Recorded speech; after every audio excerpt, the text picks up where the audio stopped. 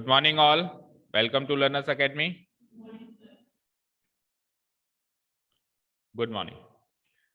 So in today's class, we will analyze the test paper based on three topics: quadratic equation, AP and trigonometry. Okay. Quadratic equations के questions हैं कि नहीं, शुरू में AP के questions हैं, then quadratic equation, last में trigonometry के क्वेश्चंस हैं। तो in all there are 10 questions which we will cover in 2 parts. कोशिश करेंगे आज 5 क्वेश्चंस कवर करें एंड 5 क्वेश्चंस फिर कल की क्लास में कवर करेंगे, या फिर इवनिंग में जैसा भी मूड होगा फिर से बुला सकते हैं। ठीक है, देखेंगे वो। एक बार पहले 5 क्वेश्चंस कवर करते हैं। Okay, let's start the paper. Question number 1, find the sum of the integers between 100 and 200 that are divisible by 9 and not divisible by 9। मैंने ट्राई किया है जानबूझ के ऐसे क्वेश्चंस डालने का जो पहले नहीं कवर कर पाए, जो पहले अपन ने चैप्टर किया या टेस्ट किया उस टाइम कुछ क्वेश्चंस रह गए जो मैं उस टाइम नहीं दे पाया, सीमित क्वेश्चंस ही दे सकते हैं, तो अभी मैंने वो कवर किए ताकि हर वैरायटी ऑफ क्वेश्चन से आप वाकिफ हो सकें। ठीक है ना, हो सकता है आपको डिफिकल्ट लगा हो पेपर, बट था नहीं इतना।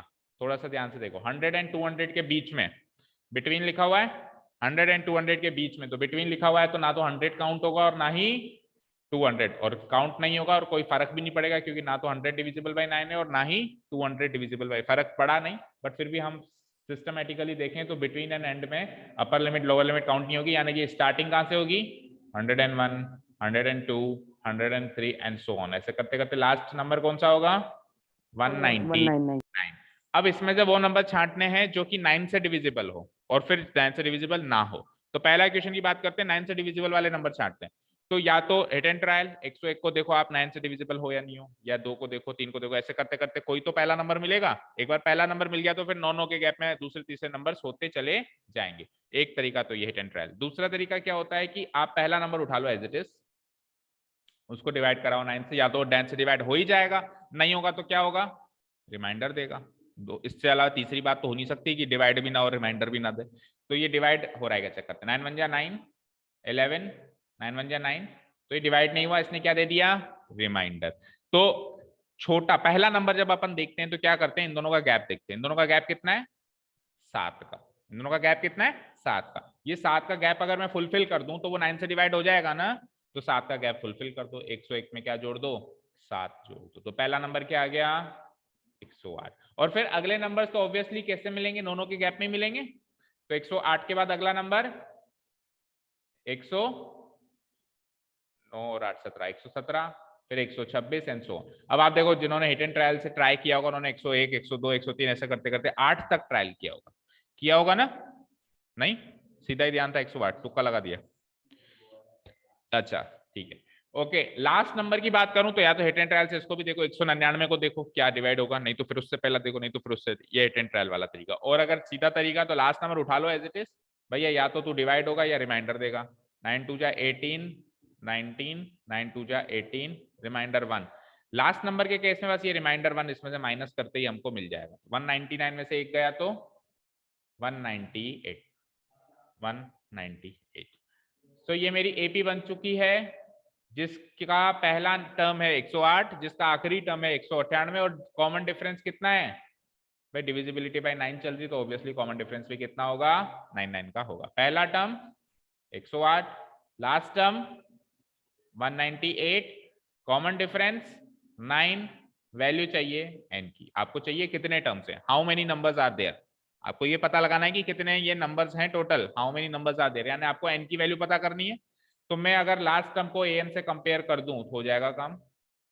लास्ट टर्म को अगर मैं an से कंपेयर कर दूं तो an equal to last term क्या है 198, तो वहां से n की वैल्यू आ जाएगी a plus n minus 1 into D equal to 198। a की वैल्यू 108, n की वैल्यू आपको चाहिए, d की वैल्यू 9 इक्वल टू 198। 108 को उधर पहुंचा दो, n माइनस 1 इंटू 9, 108 इधर डिवाइड होके क्या माइनस होके क्या हो जाएगा, 8 से 8 गया, 190 में से 100 गया 90, n माइनस 1 की वैल्यू क्या हो जाएगी, 9 से डिवाइड होकर 10, तो n की वैल्यू 10 प्लस 1 11।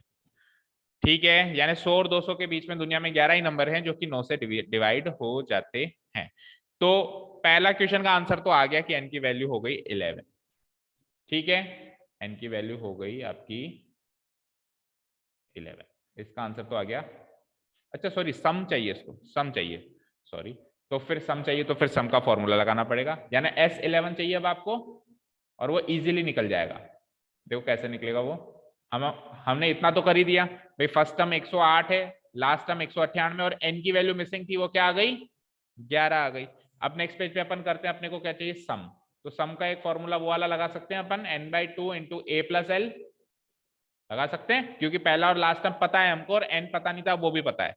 तो n कितना आया था 11/2, फर्स्ट टर्म कितना आया था 108 और लास्ट टर्म कितना आया था 198। इसको सॉल्व कर दो, तो 11/2 इंटू, इनको ऐड कर दो, 8 8 16 0 206 नहीं 306, ठीक है 153। 11 से मल्टीप्लाई करेंगे, 11 3 33, रिमाइंडर 3 55 एंड 3 58 5 11 11 5 1683। चेक करो आंसर्स, अपनी अपनी शीट्स में चेक करो।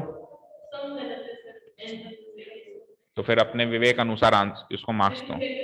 हाँ, एक डेड नंबर का है, मतलब डिविजिबल बाय 9 डेड का है, और नॉट डिविजिबल बाय 9 भी क्या है डेड का है। तो डेड में से जैसे सम गलत है तो 1/4 या हाफ अपने विवेक अनुसार आप डिसाइड कर, भाईचारा बहनचारा नाने बना ना।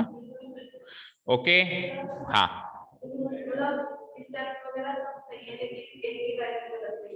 एपी ए की वैल्यू गलत ले ली, उससे सारा का बड़ा हो गया। अब वैसे तो पूरा कटना चाहिए, शुरू से ही गलत है, बट आप आधे मार्क्स दे दो, मतलब डेढ़ के भी हाफ मार्क्स दे दो भाई, प्रोसेस सही है ना, बट वैल्यू गलत ले ली तो पूरा ही गलत। बट याद रखना ऐसे केसेस में पूरे मार्क्स भी कट सकते हैं, डिपेंड करेगा कि चेक करने वाला कितना खड़ूस है, वो डेढ़ की डेढ़ भी काट सकता है, कोई बड़ी बात नहीं। ठीक है जी, चलें नेक्स्ट पार्ट पे, अभी खत्म नहीं हुआ है। इसका सेकंड पार्ट है कि फाइंड नॉट डिविजिबल बाय 9। अब नॉट डिविजिबल बाय 9, सुनो सीरीज क्या बनी थी अभी तक हमारी, मैं उस सीरीज पे वापस चल रहा हूं। ये सीरीज बनी थी हमारी, देख रहे हो 108 117 126 198, ये सीरीज बनी थी। एक बार मैं इसी सीरीज को लिखता हूँ, बाकी सब चीज डिलीट कर देता हूँ। बोलो 108 नहीं, ओरिजिनल सीरीज क्या थी 101 102 103 अप टू लास्ट नंबर क्या था 199। और उसमें से 9 से डिविजिबल जब हमने किया तो कौन कौन से नंबर सेलेक्ट हुए, 108 हुआ, 108 के बाद 117, देन 126 और लास्ट नंबर कौन सा सेलेक्ट हुआ 198। अब वो ये कह रहा है कि ये 11 नंबर सेलेक्ट कर लिए ना आपने, यहां से इसमें से 11 नंबर निकाल लिए, तो बचे हुए जो नंबर्स हैं उन सबको जोड़ो। तो अगर मैं बचे हुए नंबर से देखूं कौन सी सीरीज बनती है, तो देखो पहला नंबर क्या आएगा 101 102 103 104 105 106 107, लेकिन 108 तो यहाँ पिक हो गया डिविजिबल बाय 9 में, तो नॉट डिविजिबल बाय 9 में वो पिक नहीं होगा, कौन सा होगा 109 होगा, फिर 110 होगा, ऐसे करते करते करते करते इस तरीके से सीरीज बनेगी। तो क्या ये एक एपी है क्या, it is not an AP, क्योंकि कॉमन डिफरेंस यहां तक तो 1 है और यहाँ पे अचानक से कॉमन डिफरेंस 2 हो गया। तो ऐसे थोड़ा चलती है एपी की 10-5 में तो कॉमन डिफरेंस 1 हो जाए, फिर 2 हो जाए, फिर वापस 1 हो जाए, फिर 3 हो जाए, that is not an AP. AP में हमेशा कॉमन डिफरेंस क्या होता है बराबर होता है। यानी ये चीज क्लियर हो गई कि नॉट डिविजिबल बाय 9 वाले नंबर्स का सम या वो नंबर्स पता करने के लिए एपी तो काम नहीं देगी, तो कुछ और सोचना पड़ेगा। क्या सोचेंगे, सारे नंबर्स का सम निकाल लो, इन पूरे नंबर्स का सम निकाल लो, और 9 से डिविजिबल जो नंबर्स है उनका सम भी निकाल रखा है, उनका डिफरेंस जो होगा वही नॉट डिविजिबल बाय 9 के नंबर्स का सम होगा। समझ आया भाई, बहुत सारे नंबर्स हैं, उनमें से 11 नंबर्स पिक किए हैं आपने जो कि डिविजिबल बाय 9 है, तो जो बच गए वो सारे के सारे नॉट डिविजिबल बाय 9 है।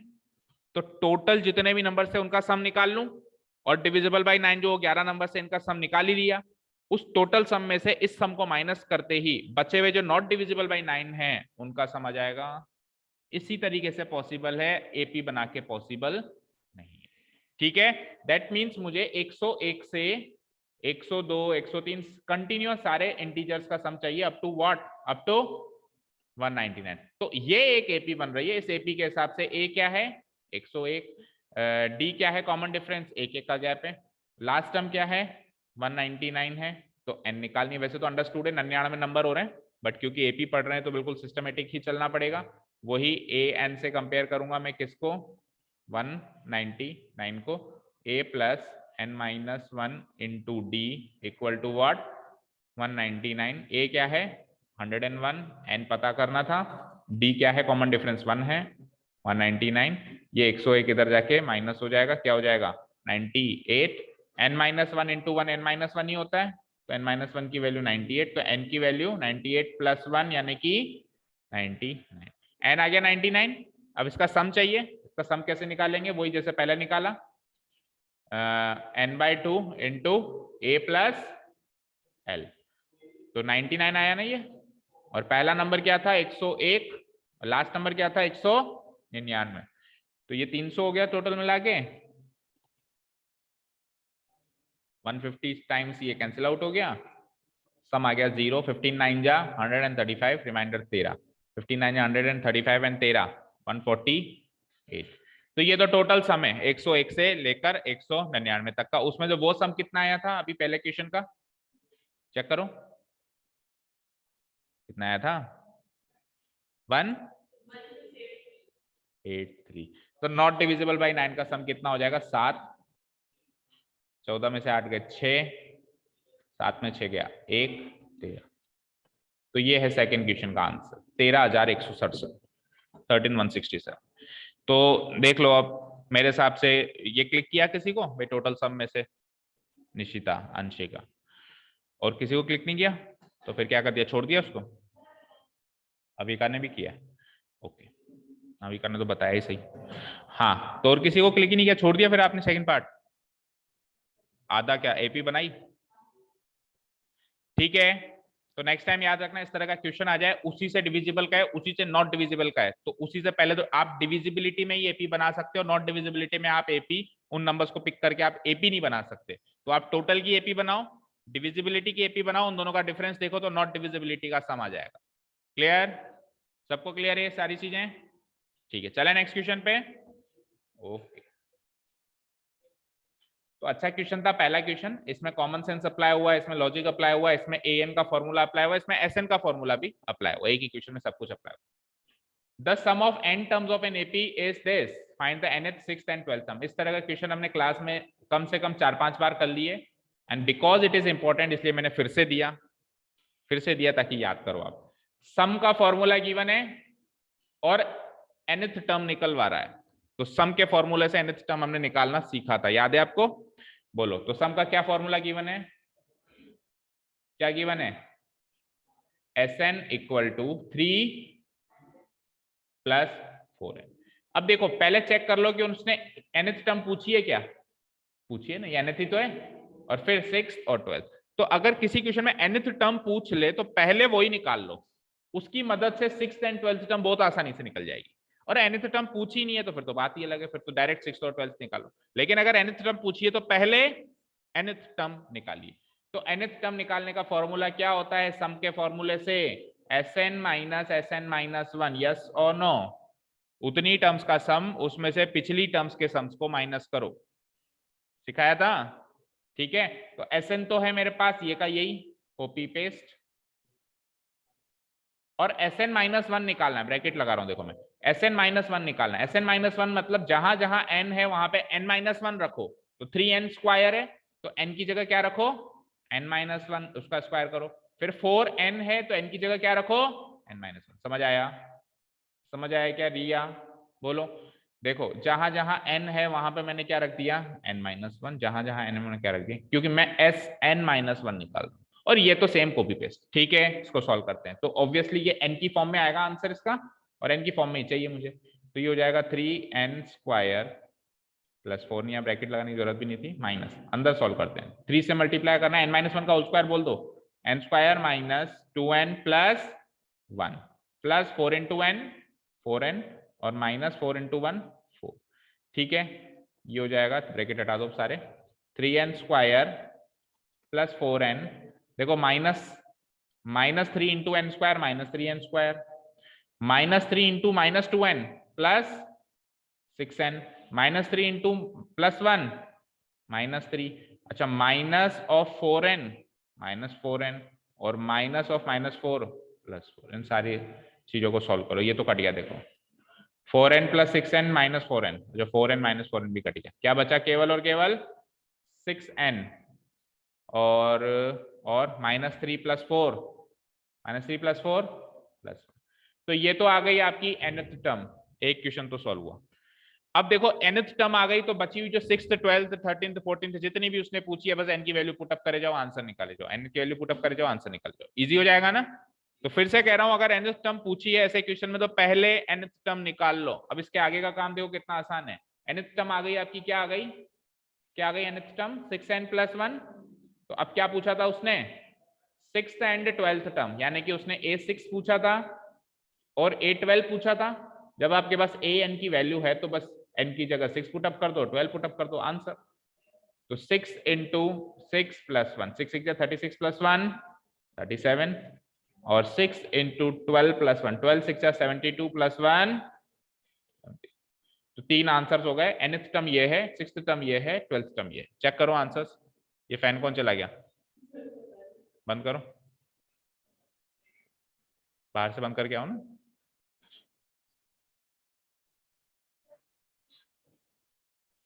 इधर से खोलो। हाँ क्या कह रहे हो,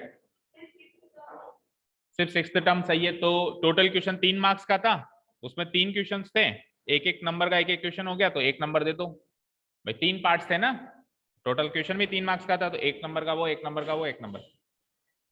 ठीक है, तो 1 नंबर दे दो, 2 नंबर काट दो। ठीक है, बोलो रिया, कोई कंफ्यूजन? ओके, दे दिए मार्क्स। चले नेक्स्ट क्वेश्चन पे, बोलो आकांक्षा, अवनी। ओके, चलते हैं नेक्स्ट पार्ट पर।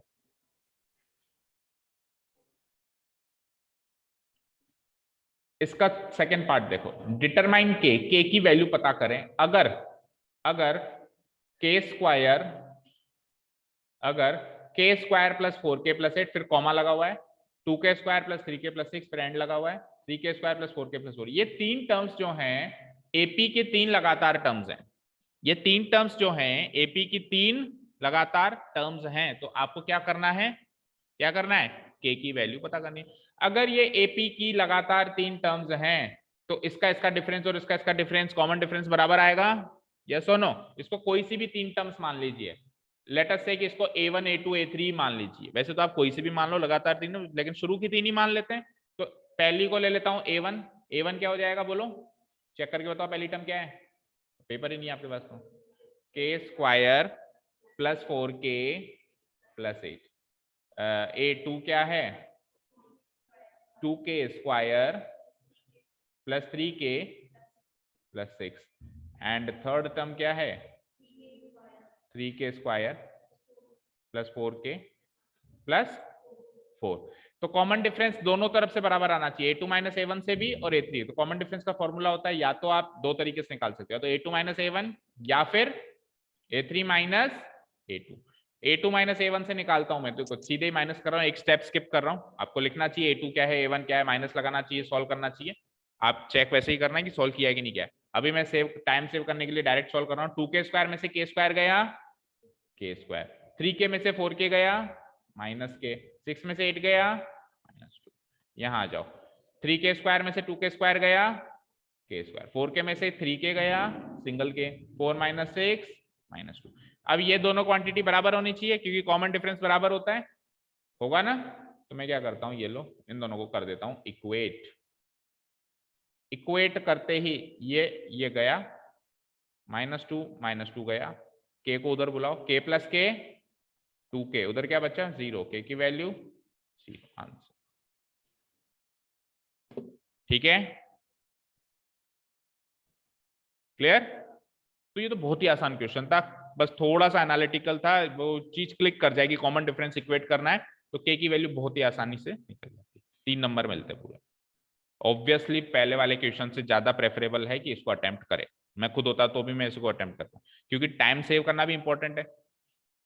ठीक है, किया था, किस किसने अटेम्प्ट किया था, आपने दोनों क्वेश्चन अटेम्प्ट किए थे। अच्छा, इससे पहले वाला नहीं किया था, हाँ यही वाला किया, बस बाकियों ने पहले वाला ही किया। वो फैमिलियर दिख गया ना, अच्छा ऐसा तो बुक में भी था, चलो वही करते हैं। तो कई बार फैमिलियर क्वेश्चन टाइम ज्यादा लेगा, लेकिन नया क्वेश्चन एनालिटिकल होगा, लेकिन हो सकता है टाइम कम ले। ठीक है, तो इस तरह का क्वेश्चन आएगा तो करोगे ना, अब तो बोलो करोगे। चलो जी, next question, question number 3rd and the last question of A P. A P के 3 ही क्वेश्चन थे, इसमें भी 2 पार्ट्स हैं। Find the sum of the last 10 terms. आखिरी की 10 टर्म्स का सम चाहिए हमको। बोलो एपी क्या, एक बार बोल के बताओ। 8, 10, क्या, हाँ, डैश डैश डैश 126। अब आखिरी के 10 टर्म्स का सम चाहिए, तो इसको करने के दो प्रोसेस सीखे थे हमने। पहले तो हमने क्या सीखा था कि आखिरी की 10 टर्म्स का सम चाहिए ना, तो ये पता लगाओ कि आखिरी की जो लास्ट से काउंट करते हुए जो 10वीं टर्म है वो शुरू से काउंट करते हुए कौन सी टर्म है, ये पता लगाओ। आखिरी से काउंट करते हुए जो 10वीं टर्म है वो शुरू से काउंट करते हुए कौन सी टर्म है वो पता लगाओ।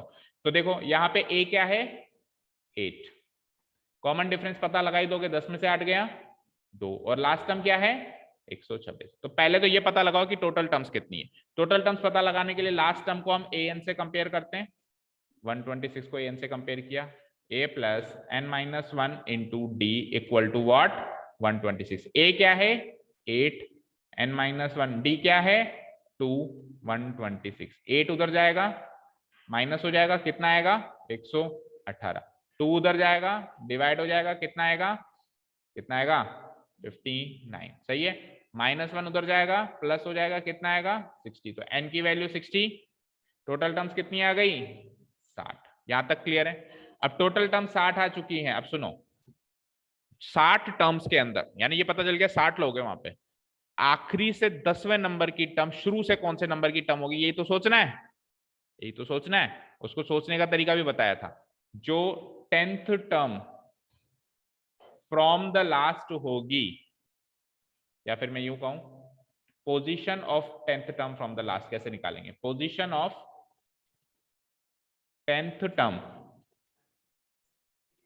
From the last, from the last, आखिरी से गिनते हुए जो 10वीं टर्म है उसकी स्टार्टिंग से पोजीशन क्या होगी ये पता लगाना है।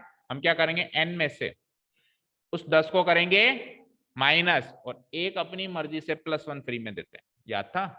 टोटल में से उसकी पिछली पोजीशन को करो माइनस, मतलब लास्ट से पोजीशन को, और फिर एक +1 गिफ्ट में दो।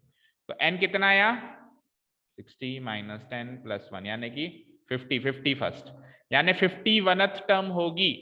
अब आप खुद सोचो, जो स्टार्टिंग से 51वें नंबर की टर्म होगी, टोटल 60 है, तो 51 के बाद कितनी बचे 9 और बचे, तो पीछे से 9 और वो 10वीं होगी कि नहीं होगी, कॉमन सेंस है या नहीं है। और नहीं तो ये ट्रिक याद रखो, n में से टोटल में से उसकी पिछली वाली पोजीशन माइनस करके एक +1 आपको गिफ्ट में देना है। तो क्या हो जाएगा 51st टर्म है, 51th कह दो या 51st टर्म है। अब क्या है 51 टर्म्स का सम ही तो चाहिए। 51 टर्म्स का सम कैसे निकालते हैं, S51 ऐसे निकालते हो। S51 का फॉर्मूला n/2, n की जगह 51 लगा देता हूं सीधे ही, 51/2, 2a, a बोलो कितना था, a बोलो 8, प्लस n तो 51 हो गया, n-1 कर देता हूं सीधे ही, 51 - 1 50, और d कितना आ रहा था, 2 का गैप था शायद, है ना। इसको सॉल्व कर दो, 51 देखो 2 से 2 में दोनों जगह हटा देता हूं, ये ये तो 51 इंटू 8 और 5 50, 58, करो मल्टीप्लाई करो, 50 + 1 इंटू 58 कर दो, या तो 0, 5 8 जा 40, रिमाइंडर 4, 5 5 जा 25 एंड 4 29 + 58, तो 29 58, 29 58, ये फाइनल आंसर है क्वेश्चन का, नहीं है किसका, मेरा या उनका, बाकी लोग चेक करो क्या आंसर आ रहा है, सबका ही गलत आ रहा है, सबका ही गलत है। 51 टर्म्स आ गई, हाँ हाँ सही कह रहे हो। तो फिर कैसे निकालेंगे अब लास्ट 10 टर्म्स को, तो यहाँ पे तो ट्रिकी दूसरी लगेगी। अच्छा, हमने जो क्लास में क्वेश्चन किया था उसमें तो बस उसने ये पूछा था कि 51st टर्म कौन सी है, यानी A51 पूछ लिया था। लास्ट टर्म्स का सम का क्वेश्चन था ही नहीं आपके एनसीईआरटी में बेटा। क्वेश्चन एनसीईआरटी में ये था कि find the 10th term from the last, last से 10वीं टर्म निकाल के बताओ, लेकिन लास्ट से 10 टर्म्स का जोड़ करके बताओ, ऐसा नहीं था। अब यहाँ पे चीजें बदल गई, आपको ये पोजीशन पता चल गई कि स्टार्टिंग से 51वीं टर्म है वो, ठीक है। लेकिन आप अपन ने क्या कर दिया, अपन ने तो स्टार्टिंग से 1 से लेके 51 टर्म्स का सम निकाल दिया। आपको क्या कर चाहिए, लास्ट से 10 टर्म्स का सम चाहिए, बताओ कैसे निकालेंगे। हाँ हाँ, आप उल्टा करके ही करना चाह रहे हो। एपी को उल्टा करके तो अभी बता दूंगा, ऑब्वियसली वो ज्यादा आसान तरीका है, लेकिन सीधे से चलो तो कैसे करें, सोचो तो सही। 51 के बाद तो 9 ही टर्म्स बची, तो अगर आप टोटल में से इसको माइनस करोगे तो 9 टर्म्स का सम आएगा। दैट मीन्स आपको 50 टर्म्स का सम माइनस करना है। दैट मीन्स आपको ये करना है, आपको सम ऑफ लास्ट 10 टर्म्स चाहिए, तो आपको ये करना है टोटल 60 टर्म्स के सम में से 50 टर्म्स का सम माइनस करना है। यस और नो? आखिरी के 10 टर्म्स का सम मिलेगा नहीं मिलेगा? पूरी 60 टर्म्स का सम, उसमें से शुरू की 50 टर्म्स का सम हटा दूं तो आखिरी के 10 टर्म्स का सम है। तो इस तरीके से करते हैं, फिर वो रिवर्स एपी का भी बता दूंगा। 60 टर्म्स का सम करने के लिए क्या करोगे, 60/2 2a, a कितना है बोलो 8, प्लस 60 - 1 59, और db कितना है 2। ये तो है 60 टर्म्स का सम, माइनस 50 टर्म्स का सम करो, 50/2 2a प्लस 50 - 1 49, यानी S51 जो इससे पहले हमने निकाला वो तो कहीं निकालना ही नहीं है अपने को। Okay, 2 2 and 2 2 2 and 2। ओके, तो ये हो जाएगा 60 इंटू 8 प्लस 59 कितना होता है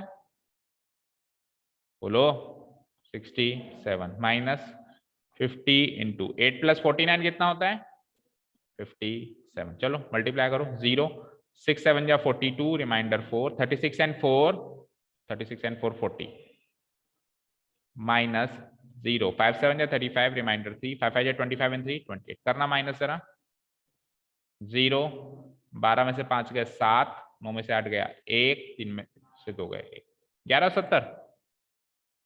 अब तो मैच कर रहा है, 1170 मैच कर रहा है, बोलो Anushka. So this is the right answer. ये लास्ट 10 टर्म्स का सम है।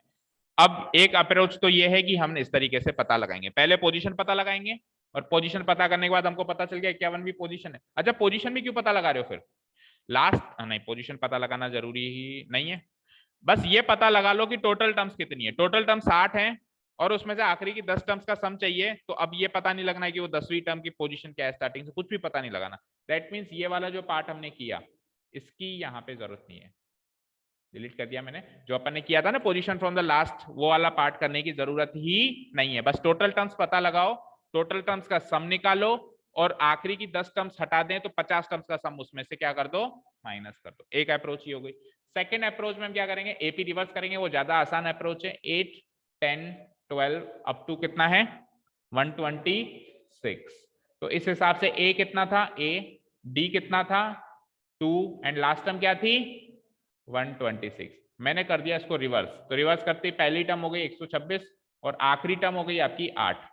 ठीक है, इस हिसाब से जो a होगा वो तो हो जाएगा l यानी कि 126, और जो l हो जाएगा वो हो जाएगा a यानी कि 8।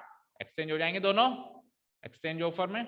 और d क्या हो जाएगा, पहले का नेगेटिव, पहले 2 2 जुड़ रहा था, अब 2 2 क्या हो जाएगा, कम हो जाएगा। अब इसको भूल जाओ, आपका क्वेश्चन ये है, आपका क्वेश्चन ये है, और आपको आखिरी की 10 टर्म्स का सम चाहिए था, तो उल्टी एपी में आपको शुरू से 10 टर्म्स का सम चाहिए, यानी आपको सिंपली S10 निकालना है और कुछ नहीं निकालना है। और यहाँ पे तो a प्लस एल से भी हो जाएगा 10/2 into a plus L 126 plus, नहीं सही किया क्या, सही है। तो 5 इंटू 126, 8 और 6 14, तो 134। क्या क्या क्या, वो A10 होगी, वो A10 होगी। एक बार आंसर करो, 5 4 20, रिमाइंडर 2 5 3 15 टू 17। नहीं आ रहा ना इससे, सही कह रही है ये निशिता कि S10 अगर इस फॉर्मूले से निकालते हो तो a प्लस एल पूरी एपी का l थोड़ी ना आएगा, मतलब आप 10 टर्म्स की एपी बनाओ उसमें ये लास्ट टर्म आएगा, यानी यहाँ पे A10 आएगा।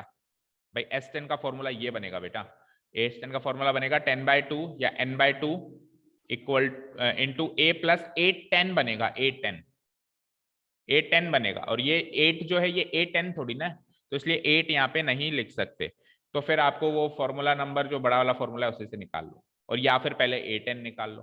तो अपन सीधे बड़े फॉर्मूले से निकाल लेते हैं। S10 equal to 10/2 2a, 2a मतलब 2 इंटू 126 प्लस n-1 यानी 9 इंटू डी क्या है आपकी बार -2 है, 2 से 2 और ये -1 टाइम्स कट गया, तो ये हो जाएगा 10 मल्टीप्लाइड बाय 126, 9 इंटू -1 माइनस का 9, will be equal to 10 into 126 में से 9 गया तो 117, 1170 उससे भी आ रहा था, 1170 इससे भी आ रहा है, यानी 1170 इज द फाइनल आंसर।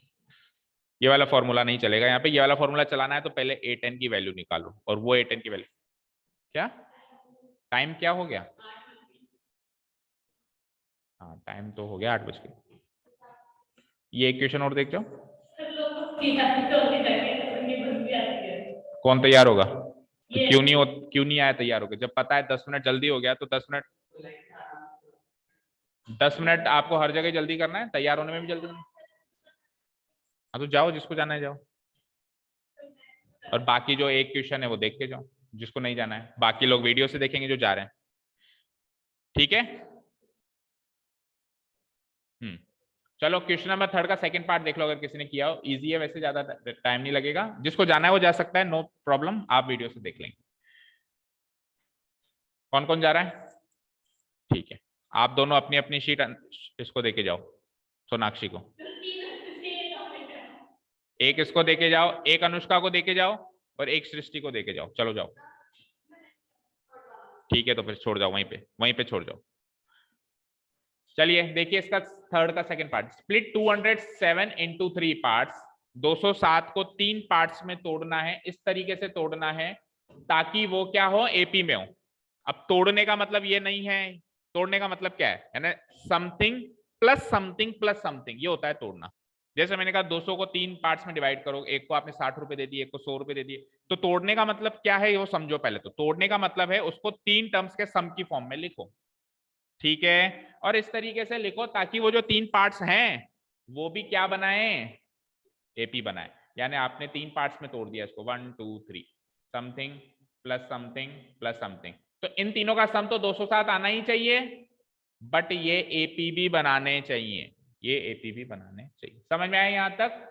और उसके बाद इसने ये भी कहा है कि product of the 2 smaller parts, अब 3 पार्ट्स में आपने तोड़ा है, तो लेट अस से कि सबसे पहला वाला पार्ट सबसे छोटा, फिर उससे बड़ा, फिर उससे बड़ा, तो शुरू के 2 पार्ट्स, शुरू के 2 स्मॉलर पार्ट्स का प्रोडक्ट कितना आना चाहिए, 4623 आना चाहिए। क्वेश्चन क्लियर है। चलो इसको सॉल्यूशन कैसे करेंगे, हम मान लेते हैं कि जो 3 पार्ट्स हैं वो तीनों एपी में है, वो तीनों क्या है, एपी में है, तो या तो आप उनको मान लो ए प्लस डी और ए प्लस 2d, ये एपी में होंगे 3 पार्ट्स, और या फिर दूसरा इससे आसान तरीका है, आप मानो ए माइनस डी, दूसरा मानो ए, और तीसरा मानो ए प्लस डी। अभी भी देखो इनका कॉमन डिफरेंस डी है, अभी भी इनका कॉमन डिफरेंस डी है ना, लेकिन जब भी 3 टर्म्स अपने को ऐसी माननी हो कि सर क्या माने 3 टर्म्स, तो ये मानना आसान होता है। क्यों, अब देखो इन तीनों का सम 207 है, इन तीनों का सम क्या है 207, यानी ए माइनस डी प्लस ए प्लस डी कितना आ गया 207, तो सम करते टाइम माइनस डी से प्लस डी कट गया,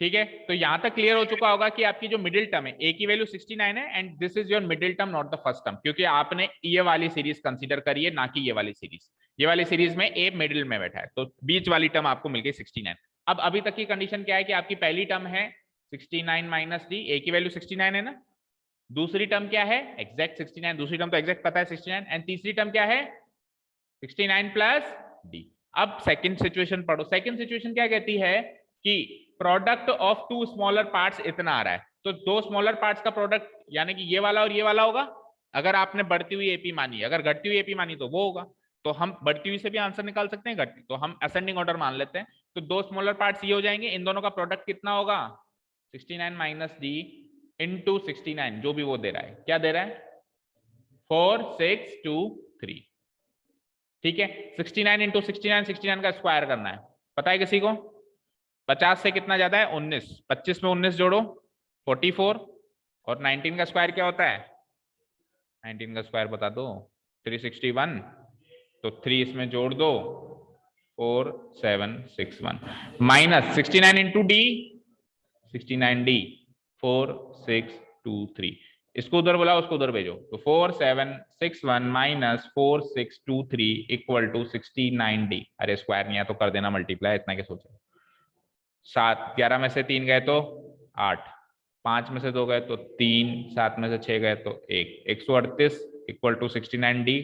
डी की वैल्यू क्या हो जाएगी, डिवाइड करो, 2 टाइम्स कट रहा है, ये 2 9 या 18 कट रहा है बिल्कुल। तो डी आ गया 2, ये लो डी आ गया 2, तो आप इसमें से निकाल सकते हो। पहली टर्म क्या हो जाएगी 69 माइनस 2, और तीसरी टर्म क्या हो जाएगी 69 प्लस 2, यानी कि 69 माइनस 2 बोले तो 67 पहली टर्म, दूसरी टर्म 69 और तीसरी टर्म 71। आप इन तीनों को जोड़ो फटाफट से कि 207 आ रहा है क्या। 9 और 1 10 और 7, 9 और 1 10 और 7 17 और 7 7 14 और 6 20, 207 सम आ रहा है। अब बाद में एक जना कोई भी मल्टीप्लाई करके देख लेना, 67 इंटू 69 जो है वो 4623 आना चाहिए। तो आप क्रॉस वेरीफाई भी कर सकते हो। तो ये भी इजी क्वेश्चन था, ज्यादा डिफिकल्ट नहीं था। फिर से कह रहा हूं कि अगर आपको 3 टर्म्स कंसीडर करनी है, कोई भी अल्टप पे कोई भी टर्म सोचनी है, एपी में होनी चाहिए, तो आप ए कॉमा ए प्लस डी कॉमा ए प्लस 2D, ये तो आप कंसीडर कर ही सकते हैं। इससे भी गलत नहीं होगा, बट थोड़ा कैलकुलेशन लेंदी होगा। फिर आपकी इच्छा, अगर आप लेंदी कैलकुलेशन करना चाहते हो। गलत तो ये भी नहीं होगा, ये तो बेसिक है ही सही। लेकिन इससे बेहतर क्या होगा कि आप ऐसे लें, ए माइनस डी, ए और ए प्लस 2D। सपोज करो, सॉरी ए प्लस डी, सपोज करो 5 टर्म्स माननी है, क्या करोगे, 5 टर्म्स एपी में माननी है, अल्टप पे कोई से भी। देखो 5 टर्म्स कौन सी मानोगे, पहली मानो ए माइनस 2D, दूसरी मानो ए माइनस डी, डी डी जोड़ते जाओ, plus D plus D plus D, तीसरी हो जाएगी ए, चौथी हो जाएगी ए प्लस डी, और पांचवी हो जाएगी ए प्लस। मान लो 7 टर्म्स कहता है तो ए माइनस 3D इधर लगा दो, ए प्लस 3D उधर लगा दो। उससे क्या होगा, अब सपोज करो इनका सम गिवन होगा आपको क्वेश्चन में, तो इन सबको जोड़ते ही माइनस 2D प्लस 2D खत्म, माइनस डी प्लस डी खत्म, ए ए ए ए ए 5A का कुछ सम आ जाएगा। ए की वैल्यू सीधे ही आप बीच वाली टर्म्स तो आप सीधे ही निकाल पाओगे, और फिर कुछ और इन्फॉर्मेशन गिवन होगी, वहां से डी भी निकल जाएगा। क्लियर है सभी को। 3 क्वेश्चंस हो गए, बाकी हम कल की क्लास में करते हैं। आप एक काम करो, ये शीट अपनी अपनी बेंचेस पे वहीं पे छोड़ जाओ जहां पे रखी हुई है, और आप जाओ स्कूल के लिए लेट हो जाओ। बाकी अपन नेक्स्ट क्लास में करते हैं, ठीक है। यहां तक कर चुके हैं अपन, कहां तक, क्वेश्चन नंबर 3, यानी एपी वाला पोर्शन कर चुके हैं ना। अब क्वाड्रेटिक इक्वेशन और ट्रिग्नोमेट्री वाला पोर्शन बाकी। Thank you so much for listening to us, have a nice day, keep learning and bye.